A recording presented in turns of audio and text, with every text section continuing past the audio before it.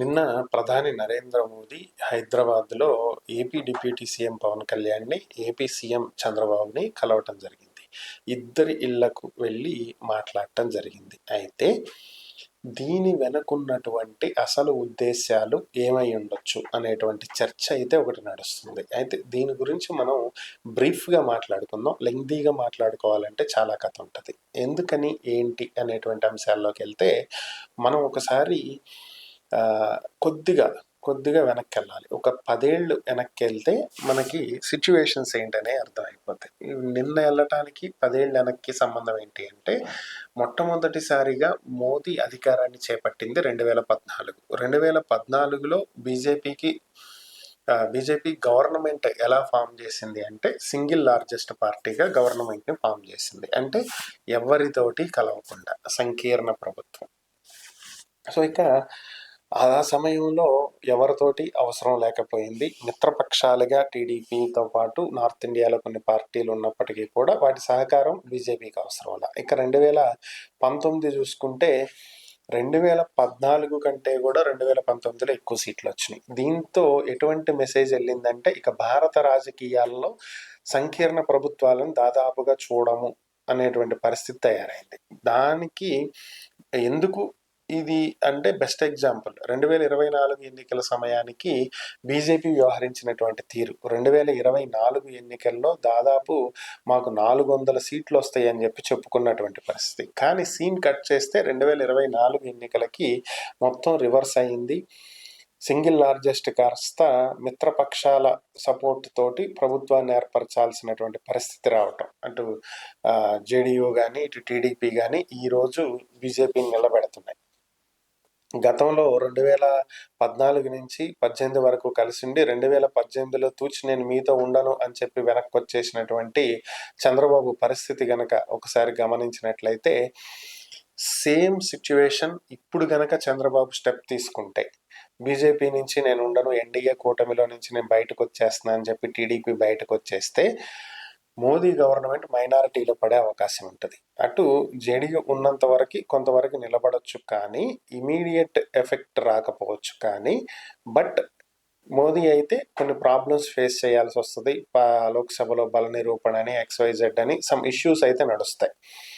So ఇది కొంచెం typical. అలాగే సో మెయిన్ రీజన్ ఇది.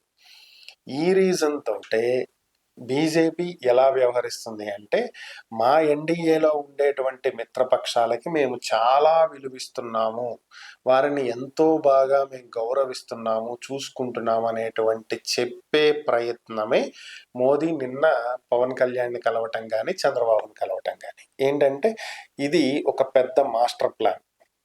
సో మిత్రపక్షాలకి మేము విలువిస్తున్నాం, మిత్రపక్షాలని మేము చాలా బాగా చూసుకుంటున్నాం, మిత్రపక్షాలకి చాలా గౌరవం ఇస్తున్నాం, గౌరవప్రదమైనటువంటి స్థానాన్ని కల్పిస్తున్నాం అనేది ప్రొజెక్ట్ చేయడం.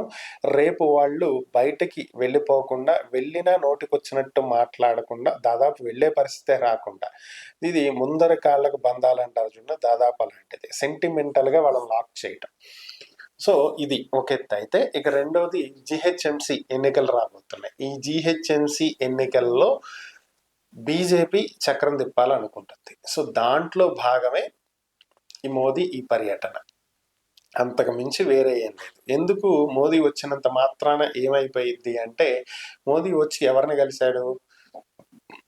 టీడీపీని కలిశాడు, చంద్రబాబుని కలిశాడు అనేది ఒక కోణం అయితే, టీడీపీని కలిశాడు అనేది రెండో కోణం. ఎందుకు టీడీపీని కలిశాడు అని నేను అంటున్నానంటే, తెలంగాణలో టీడీపీ లేదు కదా, 2023 ఎన్నికల్లో టీడీపీ అసలు పోటీ చేయలేదు కదా తెలంగాణలో. అంటే టీడీపీ పోటీ చెయ్యకపోయినా కూడా టీడీపీ ఓటు బ్యాంక్ అనేది అలాగే ఉంది. ఈ రోజుకి టీడీపీ కోసమే ఓటేసేటువంటి వాళ్ళు ఉన్నారు. మీరు సింపుల్గా అర్థం అవ్వాలంటే, 2014 రాష్ట్ర విభజన తర్వాత టీడీపీ అక్కడ ఎన్ని సీట్లు గెలిచింది అంటే, దాదాపుగా 12% ఆఫ్ ఓటింగ్ అనేది టీడీపీ సంపాదించింది. అక్కడ సుమారు 14 సీట్లు ఏమో గెలిచినట్టు. సో తర్వాత వీళ్ళంతా టీఆర్ఎస్లోకి వెళ్ళారనుకోండి. సో ఈవెన్ దో టీడీపీకి ఓటేసేటువంటి అభిమానులు, పార్టీ మీద అభిమానం కావచ్చు, ఎన్టీఆర్ మీద అభిమానం కావచ్చు, లేదా చంద్రబాబు మీద అభిమానం కావచ్చు. ముఖ్యంగా చంద్రబాబు మీద అభిమానం ఎవరికి ఉంటుంది అంటే అప్పర్ మిడిల్ క్లాస్ పీపుల్కి ఉంటుంది. ఎందుకని అంటే హైదరాబాద్ హైటెక్ సిటీ డెవలప్మెంట్ తర్వాత ఎంతో మంది జీవితాలు దీనివల్ల మారిపోయినాయి. చాలా మంది మిడిల్ క్లాస్ పీపుల్ సాఫ్ట్వేర్ ఎంప్లాయీస్గా అక్కడ జాయిన్ అయ్యి తర్వాత విదేశాలకు వెళ్ళి అక్కడ స్థిరపడి వారి కుటుంబాలు గ్రో అప్ అయినటువంటి పరిస్థితి. సో చంద్రబాబు ఆ రోజు హైదరాబాద్కి ఐటీ తీసుకురాకపోతే ఈ రోజు పరిస్థితి ఎలా ఉంటుందో అనేది. చంద్రబాబు వల్లే వాళ్ళ పిల్లలు యుఎస్లో ఉన్నారు, యూకేలో ఉన్నారు, ఆస్ట్రేలియాలో ఉన్నారు. సో ఇట్లా రకరకాలుగా. సో వారు బాగున్నారు అంటే దానికి కారణం, వారి కుటుంబాలు బాగున్నారంటే ఈరోజు చంద్రబాబు కారణం అనేది ఒక అభిమానం అనేది అయితే ఉంది. ఇది ఎవరు అవునన్నా కాదన్నా ఇది వాస్తవం. సో వీళ్ళందరూ ఎట్టి పరిస్థితుల్లోనూ టీడీపీకే ఓటేస్తారు. సో కాబట్టి ఇప్పుడు ఆ ఓటు బ్యాంక్ని బీజేపీ రాబట్టుకోవాలి. ఇక్కడ ఏపీలో అది సాధ్యం కాదు. 0.5% స్టిక్ ఆన్ అవటమే బీజేపీ పరిస్థితి. ఏపీలో బీజేపీని టీడీపీ గ్రో అవనివ్వదు. సో కాబట్టి వారికి అవకాశం ఉన్నది ఇంకా హైదరాబాద్లో. హైదరాబాద్ ఓటింగ్ మీరు గమనించినట్లయితే గడిచినటువంటి 2023 ఎన్నికల్లో పల్లెటూర్లన్నీ కూడా కాంగ్రెస్ గెలిచినప్పటికీ కూడా అర్బన్ ఏరియాస్ మెయిన్గా హైదరాబాద్, అలాగే వరంగల్, కరీంనగర్ ఇలా అర్బన్ ఏరియాస్ ఒకసారి చూసినట్లయితే వీటిల్లో టీఆర్ఎస్ గెలిచింది. దీనికి కారణాలు ఏంటి అంటే అర్బన్ ఏరియా ఓటర్స్ అంతా కూడా దాదాపుగా ఎడ్యుకేటెడ్ ఎక్కువగా ఉంటారు, middle class upper middle class ఎక్కువ ఉంటారు. సో వీళ్ళందరూ మరి టీఆర్ఎస్కి ఎందుకు ఓట్లు వేశారు? టీడీపీ గురించి కదా మీరు మాట్లాడుతుంది అంటే టీఆర్ఎస్ అధినేత చంద్రశేఖరరావు ఎక్కడి నుంచి వచ్చిన వ్యక్తి? టీడీపీ నుంచి వచ్చినటువంటి వ్యక్తి. అలాగే 14 మంది టీడీపీలో గెలిచినటువంటి వాళ్ళే 2014 తర్వాత వీళ్ళు ఎక్కడ చేరారు?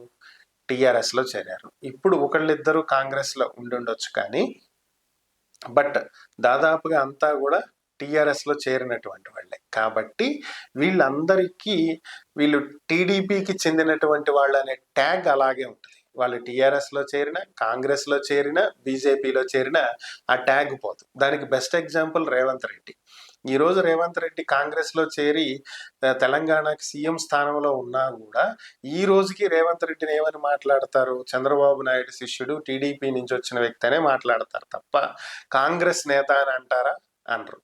అలాగే ఏపీ విషయంలో చూసుకుంటే సీఎం రమేష్, సుజనా చౌదరి వీళ్ళందరూ టీడీపీ నుంచి బీజేపీలో జాయిన్ అయిన వాళ్ళు 2019 ఎన్నికల తర్వాత. ఈ రోజుకి వాళ్ళని టీడీపీ నేతలు, టీడీపీ కోవర్ట్లు అని మాట్లాడతారు కానీ బీజేపీ నేతలని అంటారా? అనరు కదా. సో సేమ్ సినారియో ఇక్కడ ఏంటి అంటే టీడీపీ క్యాడర్, టీడీపీకి చెందినటువంటి నాయకులు, టీడీపీకి చెందినటువంటి అభిమానులు వీళ్ళు ఎలా ఉంటారంటే టీడీపీ నాయకులు ఎక్కడున్నా, ఏ పార్టీలో ఉన్నా వాళ్ళకే ఓటేస్తారు. వాళ్ళు ఏ పార్టీ అనేది పక్కన పెట్టేస్తారు. పార్టీలకు అతీతంగా వాళ్ళకంటూ ఒక ఫ్యాన్ బేస్ ఉంది. సో ఖచ్చితంగా వాళ్ళు వాళ్ళకే ఓటేస్తారు. దాంట్లో ఎటువంటి అనుమానం లేదు. సో దీన్ని బీజేపీ క్యాష్ చేసుకోవాలనుకుంటుంది. జిహెచ్ఎంసీ ఎలక్షన్స్లో టీడీపీ క్యాడర్ ద్వారా బీజేపీ ఓట్లు రాబట్టాలనేటువంటి ప్రయత్నం. అందులోనూ మన ఏపీ నుంచి వెళ్ళి హైదరాబాద్లో సెటిల్ అయినటువంటి వాళ్ళు మోస్ట్లీ కూకట్పల్లి, దిల్సుఖ్ నగర్, చింతల్ ఇటువంటి ఏరియాల్లో, మియాపూర్, చందానగర్, లింగంపల్లి ఈ ఏరియాల్లో ఎక్కువగా ఉంటారు. సో వీళ్ళంతా ఉద్యోగరీత్యా వెళ్ళిన వాళ్ళు, లేకపోతే సాఫ్ట్వేర్ రిలేటెడ్ చిన్న చిన్న వ్యాపారాలు చేసుకుంటూ స్థిరపడినటువంటి వాళ్ళు, ఓవరాల్గా వీళ్ళంతా ఏపీ క్యాడర్. సో కాబట్టి వీళ్ళ ఓటింగ్ కూడా కీలకమే. ఈ అర్బన్ ఏరియాలో టీఆర్ఎస్ గెలవడానికి మెయిన్ రీజన్ అదే. సో దాన్ని ఇప్పుడు జిహెచ్ఎంసీ ఎలక్షన్స్లో బీజేపీ రాబట్టాలనేటువంటి ప్రయత్నం. దాంట్లో భాగమే మోదీ హైదరాబాద్ పర్యటన. దాంట్లో భాగమే ఇది కేవలం రాజకీయ పరమైనటువంటి ఒక స్టంట్. ఎటువంటి ప్రయోజనం లేకుండా మోడీ చంద్రబాబు ఇంటికి వెళ్ళి 1:10 నిమిషాల పాటు టైం ఇచ్చారు అంటే ఇది ఎవరు సిల్లీగా తీసుకునేటువంటి అంశం అయితే కాదు. ఎందుకంటే ఈవెన్ చంద్రబాబు ఢిల్లీ వెళ్ళి ప్రధాని కలిసినా అంత టైం ఇవ్వరు. 10-15 నిమిషాల సమయం కేటాయిస్తే గొప్ప విషయం అది. సో అలాంటిది 1:10 నిమిషాలు టైం ఇచ్చారంటే అది చిన్న విషయం అయితే కాదు. దీని వెనక ఒక పెద్ద రాజకీయ ప్రయోజనాన్ని ఆశించి చేసిందే తప్ప మరొకటి కాదు.